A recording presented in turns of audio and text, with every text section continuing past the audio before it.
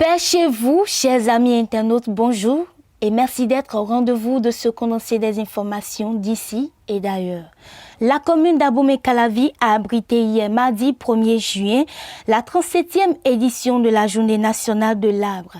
L'édition de cette année, couplée avec le lancement officiel de la campagne nationale de reboisement au titre de l'année 2021-2022, a connu la présence de plusieurs personnalités politico-administratives, dont les ministres de l'Agriculture Gaston Dossouri, du cadre de vie et du développement durable José Tonato et puis le maire Angelo Arwandino.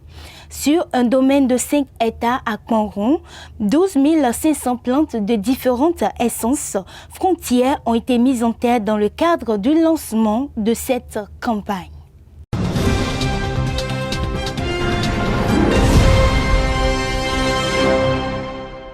L'Assemblée nationale a procédé ce mardi 1er juin 2021 au remembrement de son bureau au cours de la séance plénière convoquée par le président Louis Vlavounou. Robert Bian, membre fondateur du bloc républicain, est élu en remplacement de la vice-présidente de la République, Mariam Thiabi Zimé Talata, au sein du bureau de l'Assemblée nationale. Précédemment deuxième vice-présidente du bureau de l'Assemblée nationale 8e législature, les députés ont élu Dakbe Sossou de l'Union progressiste en remplacement du nouveau vice-président.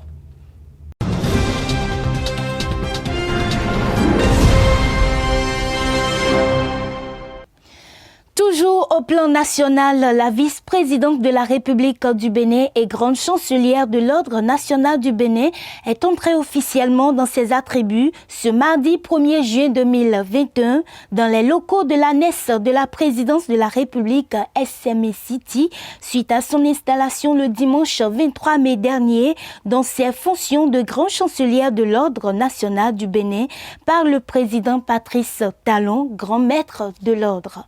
C'est à travers une cérémonie solennelle de passation de charge entre la grande chancelière de l'Ordre national du Bénin sortante, Madame Koubourat Osseni, la désormais vice-présidente.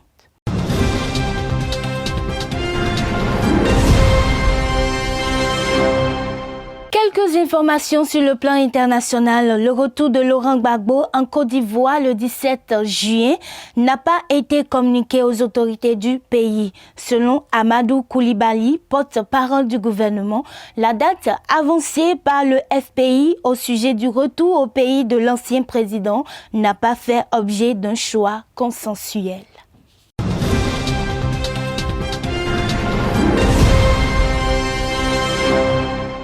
Toujours sur le plan international, une délégation centrafricaine ayant à sa tête la ministre des Affaires étrangères Sylvie Baipo a été reçue ce mardi à N'Djamena par le président du Conseil militaire de transition.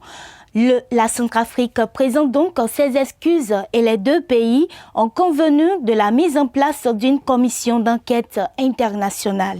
Rappelons que cette rencontre est survenue après une attaque frontalière en territoire tchadien ayant causé la mort de 6 soldats tchadiens.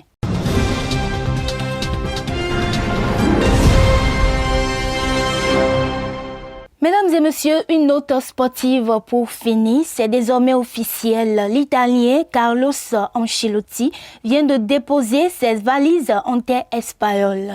L'homme prend dorénavant les commandes de Real Madrid.